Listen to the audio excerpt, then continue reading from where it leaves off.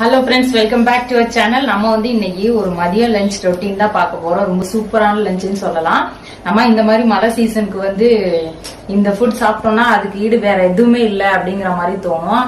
அது என்னன்னு பாத்தீங்கன்னா, நம்ம வந்து நாட்டுக்கோழி ஃப்ரை அது பார்க்க போறோம்.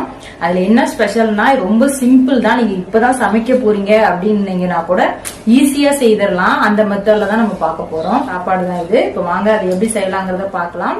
பாத்தீங்கன்னா நம்ம அடுத்தது வந்து நாட்டுக்கோழி வறுவல் செய்ய போறோம். ரொம்ப சிம்பிள் வறுவல் தான். இப்ப நாட்டுக்கோழினாலே மெயினா வந்து நல்லெண்ணெய் சேர்த்துக்கிறது ரொம்பவே நல்லது.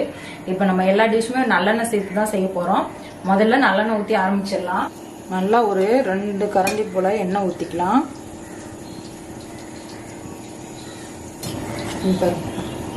நாட்டுக்கோழி நல்லா இந்த மாதிரி பீஸா வெட்டி நம்ம கிளீன் பண்ணி எடுத்து வச்சிருக்கோம். இதை அப்படியே அதுல சேர்த்துக்கலாம்.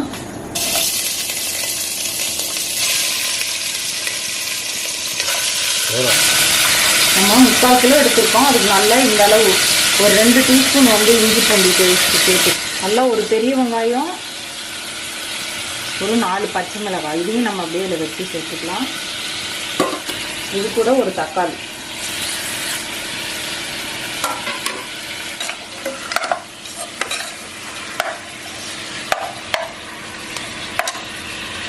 இது 1/4 டீஸ்பூன் மஞ்சள்தூள், 1 டீஸ்பூன் உப்பு, இல்லை 2 டீஸ்பூன் மிளகாத்தூள்,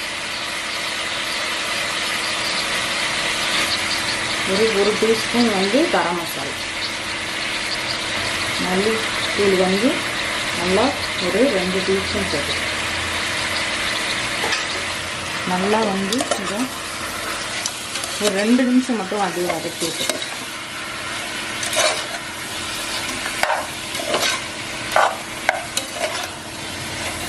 கொஞ்சம் கருவேப்பிலை.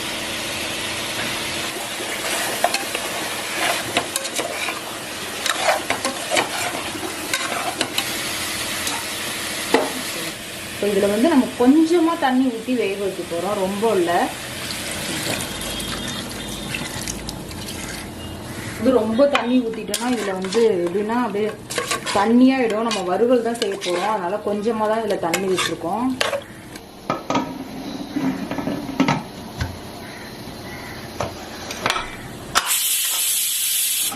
இப்போ பார்த்தீங்கன்னா நம்ம வந்து அந்த சிக்கனை நல்லா எண்ணெயில் வதக்கிட்டு நம்ம அப்படியே நல்லா மூடி போட்டு வச்சிருக்கோம். ரொம்ப நேரம்லாம் இல்லை, ஒரு 5 நிமிஷம் தான் வதக்கணும். இப்போ பார்த்தீங்கன்னா இது நல்லா வெந்து நம்ம வந்து ஒரு 5லேருந்து 6 விசில் போல வச்சாதான் நல்லா வெந்து வரும். நம்ம வேக வச்சுட்டு அதுக்கப்புறம் நம்ம வந்து நல்லா ஃப்ரை பண்ணி எடுக்க போகிறோம் எண்ணெயிலேயே. முதல்ல வேக வச்சுட்டு நம்ம பார்க்கலாம். பார்த்தீங்கன்னா நம்ம வந்து சிக்கன் வந்து நல்லா வேக வச்சுட்டோம். அதுக்கு வந்து ஒரு மசாலா மட்டும் நம்ம ரெடி பண்ண போகிறோம். ஒன்றும் பெருசாலாம் ஒன்றும் இல்லை. பாருங்க, நல்லா 1 டீஸ்பூன் மிளகு, நல்லா ஒரு 3/4 டீஸ்பூன் வந்து சோம்பு, 1/2 டீஸ்பூன் சீரகம், 2 ஏலக்காய், ஒரு 5 கிராம்பு, ஒரு துண்டு பட்டை, கொஞ்சம் கசகசா, ஒரு 1/4 டீஸ்பூன் தான் இருக்கும், ரொம்ப இல்லை. இப்போ இதில் அப்படியே சேர்த்தலாம். நல்லா வந்து இதை ஃப்ரை பண்ணி நம்ம எடுக்க போகிறோம். நம்ம இதுக்கு எண்ணெயெல்லாம் விட வேண்டாம், நல்லா பவுட்ரு தான் பண்ண போகிறோம். அதனால அப்படியே நம்ம வந்து ஃப்ரை பண்ணிக்கலாம். நல்லா அடுத்த சிம்மில் வச்சு எல்லாம் நல்லா ஒன்று சேர நல்லா ஃப்ரை ஆகிற வரையும் ஃப்ரை பண்ணி எடுத்துக்க வேண்டியதுதான்.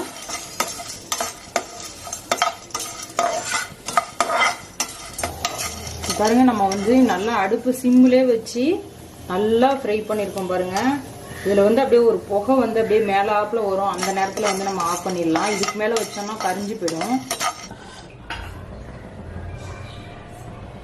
நம்ம சிக்கன் வேக வச்சோம் இல்லையா, நான் ஓப்பன் பண்ணி பார்த்துட்டேன். நல்லா வெந்திருக்கு பாருங்க. நல்லா ஒரு சிக்கன் வந்து சூப்பராக அங்கே பாருங்க நல்லா வெந்திருக்குல்ல, பார்க்கும்போது தெரியுதுல்ல. இந்த பாருங்க, எலும்போ சதையை அப்படியே தனித்தனியாக வந்திருக்கா. ஸோ இதில் கொஞ்சமாக தண்ணி இருக்குது.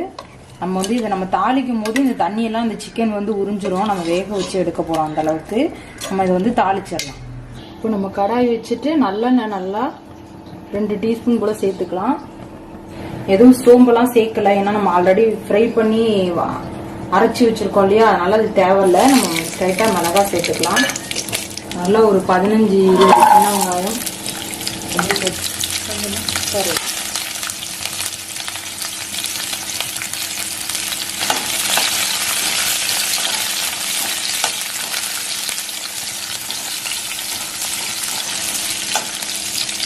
இதெல்லாம் நல்லா வெங்காயம் நல்லா வதங்கிருச்சு.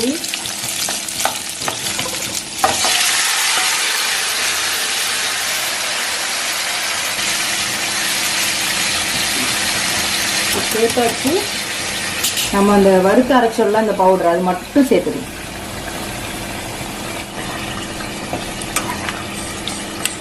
இந்த மசாலா, இந்த தண்ணி, இந்த சிக்கன் எல்லாம் ஒன்று சேர்ந்து நல்ல ஒரு திக்காக வரும். இதில் உப்பு மட்டும் செக் பண்ணிக்கலாம். நம்ம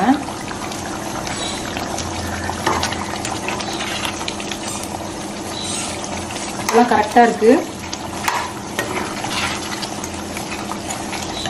இதை அப்படியே நம்ம மூடி வச்சு நல்லா வேக வைப்போம்.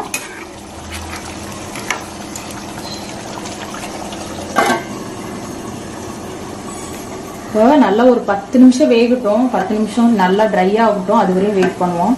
பார்த்தீங்கன்னா கரெக்டாக ஒரு 10 மினிட்ஸ் ஆயிடுச்சு. இப்போ நம்ம பார்ப்போம். சிம்பிளான வறுவல் வந்து நல்லா எண்ணெயெல்லாம் பிரிஞ்சு வந்துருக்கு. இந்த ஸ்டேஜில் கொஞ்சமாக கொத்தமல்லி மட்டும் அப்படியே போட்டுடலாம்.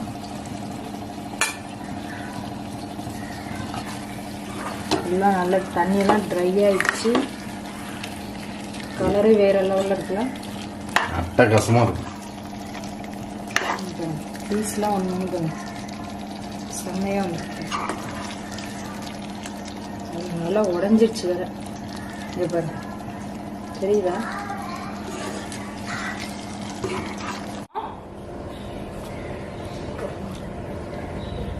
செம்மையா இருக்கு, சூப்பரா இருக்கு.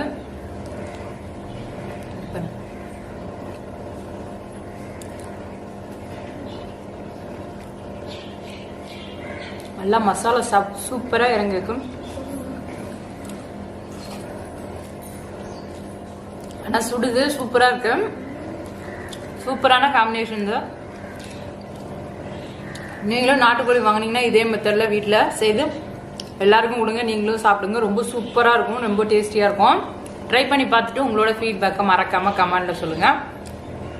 என்னோட வீடியோ பிடிச்சிருந்தா லைக் பண்ணுங்க, ரொம்ப பிடிச்சிருந்தா சப்ஸ்கிரைப் பண்ணுங்க, பக்கத்தில் உள்ள பெல் பட்டனை கிளிக் பண்ணுங்க. அப்போதான் நாங்கள் போகிற வீடியோ உங்களுக்கு உடனே நோட்டிஃபிகேஷனாக வரும். நல்லா சுடுது, நல்லா சாப்பிட்டு காமிப்பேன். சுடுது, சாப்பிட முடியல. அப்படியே நாங்கள் வந்து சாப்பிட்றத கண்டினியூ பண்ணுறோம். ஓகே, தேங்க்யூ, பாய்.